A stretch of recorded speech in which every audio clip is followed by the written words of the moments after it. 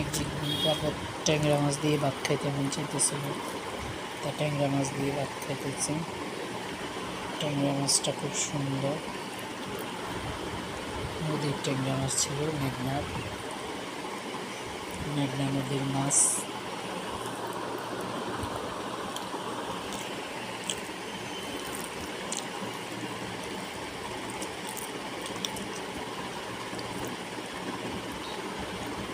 আজকে কাজ করতে করতে অনেক ক্লান্ত হয়ে গেছি।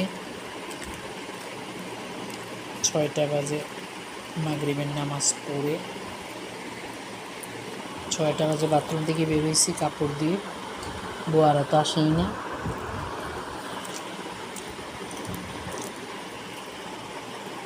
কি করবো, কাজ করতে করতে ক্লান্ত হয়ে গেলাম।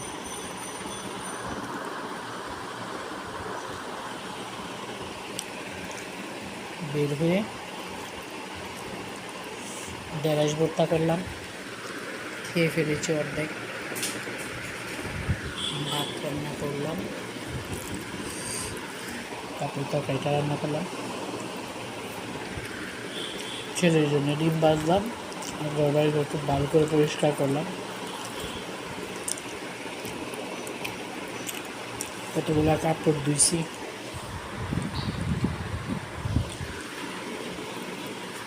পুরা সব পরিষ্কার করছি।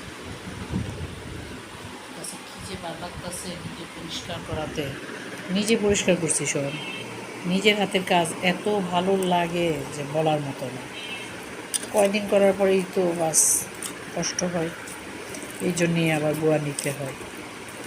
কী করবো, আগে সকালে পুরান বোয়াটা আসছে, ওটা না করছি না, আরেকটারে দিয়ে করা হবে। আবার যখন টায়ার্ড হয়ে গেছি, এত বেলা হয়ে গেছে, এখন আবার বলতেছি করাই বলে দিয়া কাজ। কী করবো, এটার মধ্যে ঠান্ডা পানি রাখি, ঠান্ডা পানি এত খাই, কী করব। যে পুরা রোজার মধ্যে জগটা ভরে 1 জগ করে পানি দিয়েছি। এই জগে কোনোদিন 1 জগ শরবত করছি আগে, করে রেখে দিয়েছি ফ্রিজে। এই জগটা আমার খুব উপকার হয়েছে, এই জগটা দিয়ে এখনও ঠান্ডা পানি রাখি, ঠান্ডা পানি খাই। তারপরে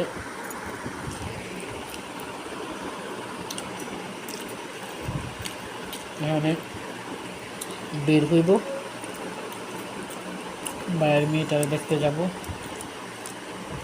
তাকে আজকে মনে হয় হাসপাতালে ভর্তি হবে কি না, সিজার করবে, বাচ্চা হবে,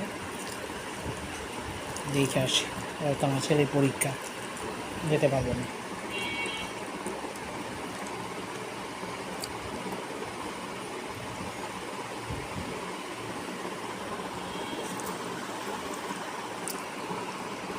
আজ এই পর্যন্তই।